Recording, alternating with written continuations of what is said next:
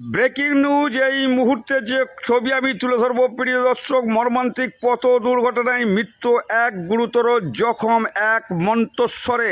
প্রাথমিকভাবে জানা গেছে কলকাতা থেকে স্বামী স্ত্রীতে মোটর বাইকে করে বাড়ি ফিরছিলেন মন্তেশ্বর তারা সুসনা গ্রাম এলাকায়। সেই মতো অবস্থায় মন্তেশ্বর ঘোষপাড়া এলাকায় পথ দুর্ঘটনায় মৃত্যু হলো স্ত্রীর। গুরুতর জখম অবস্থায় মন্তেশ্বর স্বাস্থ্যকেন্দ্রের ডাক্তারবাবু স্বামীকে বর্ধমান মেডিকেল কলেজ হাসপাতালে স্থানান্তরিত করা গেছে।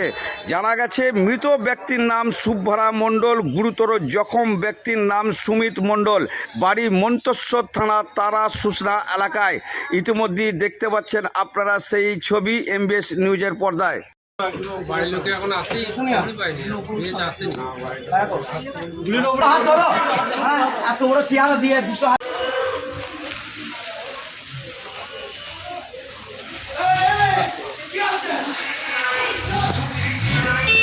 ওনার কি নাম? এর নাম সুমিত মণ্ডল। ওই কোথা থেকে আসছিল?